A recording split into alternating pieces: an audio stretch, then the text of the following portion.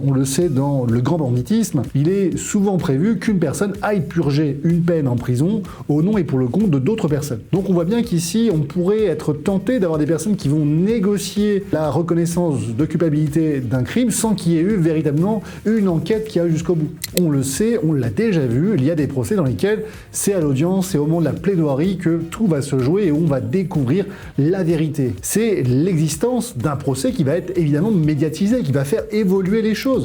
Bonsoir à tous, aujourd'hui lundi 13 avril 2026, les avocats partout en France sont en grève.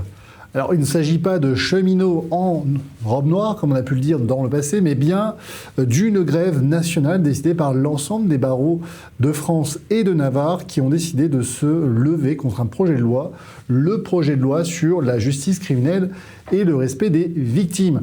Alors si vous ne vivez pas dans une grotte, évidemment vous avez dû en entendre parler. Si c'est le cas, rassurez-vous, grâce à cette émission, vous allez en savoir plus avec ce Flash Info. Alors bien évidemment, si vous n'êtes pas encore abonné, et plus de 50% d'entre vous qui nous regardez chaque semaine n'êtes pas abonnés, donc c'est vraiment inadmissible. Un petit pouce, on s'abonne, ça mange pas de pain et ça fait extrêmement plaisir. On est bientôt à 74 000 abonnés, merci à tous. Merci également à nos 54 souscripteurs. D'ailleurs, le nom des souscripteurs passera à la fin du générique de l'émission, donc vraiment merci à eux, parce qu'aujourd'hui, clairement, on a une communauté et on est vraiment ravis de pouvoir compter sur vous. Alors, si vous n'avez pas entendu parler de ce projet de loi sur la justice criminelle et le respect des victimes, si vous tapez sur Internet, vous allez voir, ça a fait vraiment la une de toute la presse nationale. Beaucoup d'avocats partout en France se sont émus de ce projet et on va essayer de comprendre ensemble pour quelles raisons. Alors tout d'abord, la première chose, ce qu'il faut retenir, c'est que tous les avocats ne sont pas unanimes sur ce projet de loi. En d'autres termes, au sein même de la profession, certains soutiennent le projet, d'autres, évidemment, le critiquent verbalement, vertement. Alors, parmi ceux qui le soutiennent, on peut quand même citer notre avocat médiatique, Avis Bitton, qu'on a le plaisir de saluer, peut-être qu'un jour on le recevra sur cette chaîne, on espère, qui a eu une position assez intéressante parce qu'elle est vraiment à contre-courant de la position officielle de nos institutions. Alors, sa position, elle est effectivement très intéressante parce qu'elle critique à la fois donc la lenteur de la justice, ça tombe bien, c'est l'émission dont on va parler dans quelques minutes après ce Flash Info, et elle présente une façon assez intéressante. Avis Bitton nous dit dans sa vidéo, c'est son short, vous irez le voir sur sa chaîne YouTube, c'est assez intéressant, il nous dit qu'en fait le procédé pénal peut, pour la victime, constituer un nouveau préjudice. Pourquoi un nouveau préjudice ? Eh bien parce que la victime va devoir pendant plusieurs jours, parfois une bonne semaine, devoir être présent devant une cour d'assises. Elle va devoir raconter de nouveau les faits dont elle a été victime, va devoir être confrontée à l'auteur des faits, va entendre parfois sa parole être critiquée, va subir parfois des moqueries, des joutes verbales qui peuvent être parfois très saillantes de la part de nos confrères. Et évidemment, cela peut être une nouvelle souffrance pour la victime. Donc là, ici, ce que Avis Bitton nous dit, et il n'est pas le seul avocat, c'est qu'on va proposer à la victime de s'éviter les douleurs d'un procès. Alors évidemment, ça c'est une des positions. On va voir que nos confrères et nos institutions, eux, ont une vision totalement différente, qui est de dire, en réalité, ce projet de réforme, pour tenter de lutter contre la lenteur excessive des procédures pénales. Alors là, vous allez voir, c'est pas moi qui le dis, on est sur le site du gouvernement. Je ne sais pas si, mon cher Gauthier, vous pouvez l'afficher sur le projet de loi sur la justice criminelle. Je vous le remets dans le chat. Je vais essayer de le mettre ici. On parle quand même d'un peu plus de 6000 affaires pénales qui ont entre, si je ne dis pas de bêtises, entre 6 à 8 ans. Imaginez des procès qui ont 6 à 8 ans. C'est-à-dire des procès qui sont passés en 2018-2020, sont des faits de nature criminelle qui sont commis, donc des viols par exemple, des viols, des meurtres. Eh bien, parfois, vous avez des délais entre 6 ans à 8 ans qui n'ont toujours pas été jugés. Donc on voit qu'ici, il y a un stock d'affaires qui est extrêmement important et on voit que pour le gouvernement, une des façons de pouvoir régler de manière raisonnable ces procédures, c'est notamment de pouvoir instaurer ce qu'on appelle donc le projet de loi sur la justice criminelle et le respect des victimes. On va tenter d'instaurer ce qu'on appelle, donc c'est une sorte de comparution avec reconnaissance préalable de culpabilité. On va aller sur notre article juridique de ce jour. Alors, c'est le fameux plaider coupable. On appelle ça la procédure de jugement des crimes reconnus, la PJCR. PJCR, qui s'inspire évidemment de la comparution sur reconnaissance préalable de culpabilité, la fameuse CRPC. C'est extrêmement courant en matière de délit routier, par exemple, où c'est un délit, et là, vous allez négocier votre peine avec le procureur de la République. Alors, rappelez-vous, la CRPC et tout ce qui est délit routier, on le traite avec notamment Click & Justice. Click & Justice, qui est une des sociétés que j'ai cofondée avec mon frère. Si vous voulez en savoir plus, eh bien évidemment, vous pouvez aller sur notre site internet et aller regarder ce qu'est Click & Justice, la justice 2.0. Alors, cette procédure de jugement des crimes reconnus, évidemment, elle pose problème pour plusieurs raisons. Tout d'abord, il s'agit évidemment, non pas d'ajouter des moyens à la justice pénale, mais finalement de pouvoir désengorger les tribunaux en évitant un procès. On évite le procès et on va éviter évidemment à la victime d'être confrontée à son bourreau. Mais tout cela présente des failles. Effectivement, ça présente des failles. Pourquoi ? Tout d'abord parce que même si le projet de loi, en l'état actuel, prévoit que la victime doive consentir à ce que le procès ne se tienne pas, on s'aperçoit que la victime n'a pas l'obligation d'avoir un avocat. Alors vous allez me dire, oui, obligation d'avoir un avocat, c'est aussi des coûts et des frais en plus. Alors ça, je suis d'accord avec vous. Mais là, ici, on voit quand même que pour apprécier l'opportunité ou non d'un procès, ne pas avoir d'avocat et que la loi ne prévoit pas cette garantie, c'est quand même un des premiers problèmes parce que, vous le savez, à la plupart du temps, ce qui vous cause la plus grande des injustices, c'est de ne pas connaître vos droits.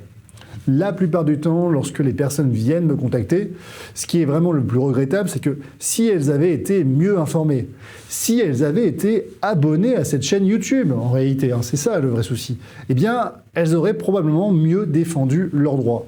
Nous, quand on intervient, on est à la fin du cheminement, c'est la fin de l'histoire quasiment. Donc nous, on est juste là pour essayer de réparer les pots cassés, alors que finalement, nous aurions pu prévenir les maux avec évidemment des mots MOTS. C'est beau, c'est de la poésie. Vous êtes aussi sur cette chaîne pour ça. Alors, on voit ici que la première difficulté, c'est que la victime sera évidemment non conseillée et pourrait accepter, bon gré mal gré, sans comprendre les conséquences, l'absence de procès, ce qui lui permettrait, ce qui va lui éviter en fait, de défendre parfaitement ses droits.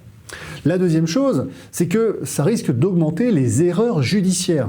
Et oui, évidemment, on pense ici à un fameux plaider coupable, c'est-à-dire que ce qu'il faut retenir, c'est que notamment la procédure de négociation qui va se mettre en place avec le procureur de la République va permettre parfois de pouvoir réduire de 2/3 la peine maximale encourue pour une infraction pénale et de réduire significativement, évidemment, la durée d'emprisonnement des personnes qui auraient pu être auteurs de ces faits.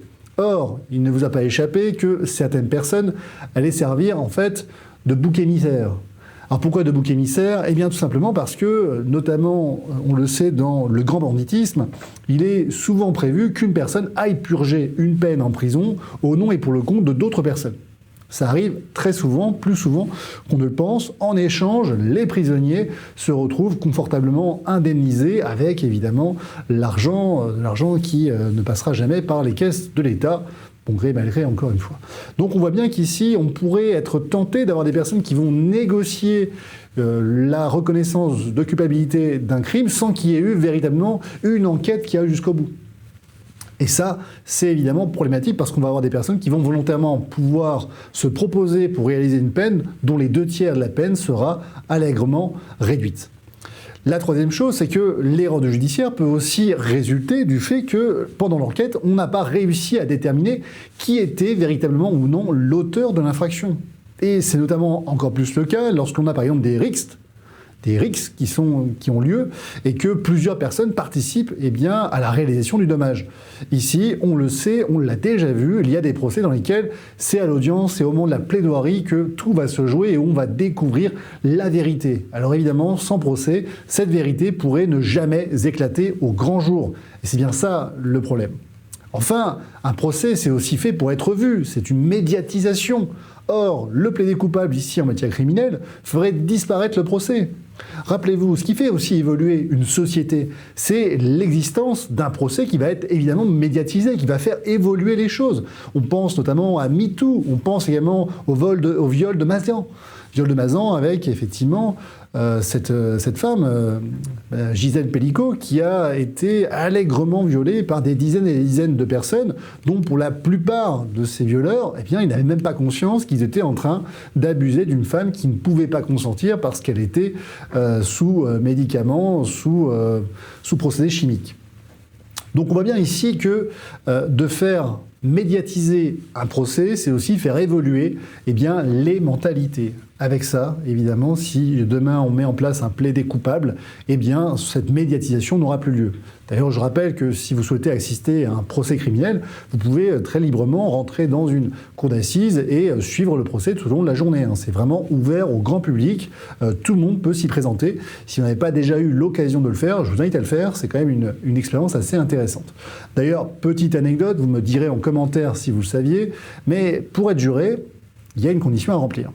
Pour être juré, il faut ne jamais avoir fait de droit, même pas une année de droit. Si vous avez fait plus d'une année de droit, vous l'avez validé évidemment, vous ne pouvez pas être juré.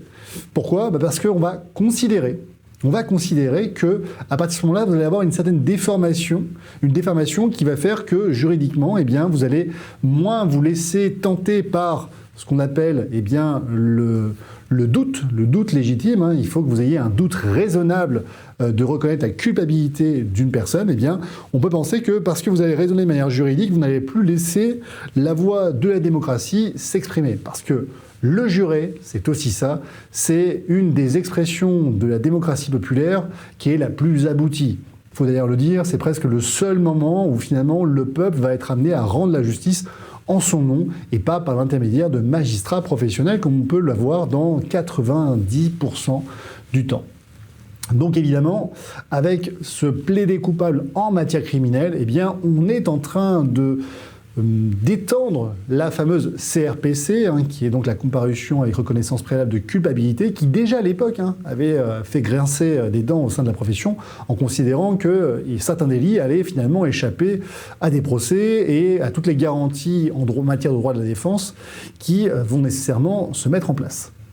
Alors, qu'on en pense à bien ou à mal de ce projet, la question n'est pas de savoir si c'est bien, la question est de savoir comment on pourra améliorer cette réforme. Parce qu'une chose est claire, c'est qu'on ne peut pas avoir 6000 affaires qui ont entre 6 ans et 8 ans avant même d'être jugées. C'est pas possible, c'est pas satisfaisant pour les justiciables. Qu'est-ce que nous pouvons dire à des justiciables lorsqu'on leur explique que 6 ans, 8 ans, 10 ans plus tard, la justice ne s'est toujours pas rendue ? C'est pas sérieux et évidemment on doit trouver des moyens.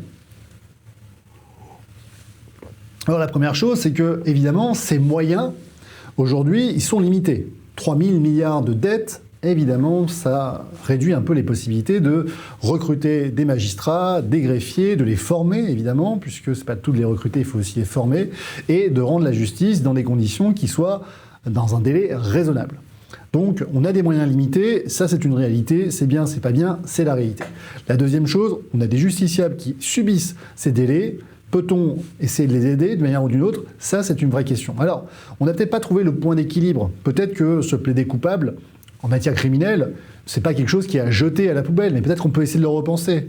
Une des réflexions que je me faisais en préparant cette analyse ce soir, c'est de me dire, si on rend obligatoire l'avocat pour la victime et pour le responsable de l'infraction et qu'il n'y a aucun doute sur la culpabilité, parce que tout est évident, encore une fois, même si en matière criminelle, jamais rien n'est évident, mais si on le réserve uniquement à des cas où la culpabilité n'est pas sérieusement contestable et où la personne elle-même reconnaît sa culpabilité, alors peut-être que dans une certaine mesure, ce plaidé coupable en matière criminelle pourrait être satisfaisant et permettre de réduire une partie des crimes qui ont été commis aujourd'hui. Mais peut-être que d'exclure totalement les jurés, parce que, évidemment, avec ce plaidé coupable, il n'y a pas que le plaidé coupable, il y a aussi le changement de la composition de la juridiction de cour d'assises, qui est cette fois-ci composée exclusivement de juges professionnels. Peut-être que c'est une nouvelle fois un retrait de la justice populaire. Alors peut-être que dans ce cadre-là, on pourrait prévoir des assises avec des jurés qui viendraient effectivement s'assurer que le plaidé coupable ne retire pas une garantie à la victime et en cas de doute, à la majorité, les jurés pourraient s'opposer à ce plaidé coupable. Ça pourrait être une contre-garantie procédurale qui serait ainsi instaurée et qui permettrait à la fois d'accélérer la procédure sans mettre évidemment en retrait eh bien, cette expression de la démocratie populaire qui était notamment les jurés de cour d'assises. Alors dites-moi en commentaire si vous avez déjà participé à une cour d'assises. Je serais très curieux de lire avec vous ce que vous avez pensé de cette expérience que je n'ai pas encore vécue en tant qu'avocat, parce que vous le savez ici, nous ne pratiquons pas le droit pénal et encore moins en matière criminelle, hein. Nous le faisons vraiment à la marge, en matière de harcèlement moral, notamment pour les salariés et les agents publics, hein. C'est essentiellement sur ce type de contentieux qu'on est amené à être appelé, mais on ne gère pas de grands contentieux criminels. C'est une compétence à part entière qui, évidemment, n'est pas la mienne. Mais je serais très curieux de savoir si vous avez participé à ce type de procédure, ce que vous en avez pensé. Et évidemment, le plaidé coupable, quelque chose de bien ou pas bien, dites-moi en commentaire, je serais très curieux de lire ce que vous avez à me dire sur ce sujet. Pensez à vous abonner, évidemment. Pensez également à partager la vidéo si vous l'avez trouvée intéressante. Si vous ne l'avez pas trouvée intéressante, partagez-la quand même, ça ne mange pas de pain et ça nous fait extrêmement plaisir. Et je pense que vous avez forcément appris des choses avec nous aujourd'hui. Allez, sans plus attendre, on se retrouve tout de suite sur les délais anormaux de la justice.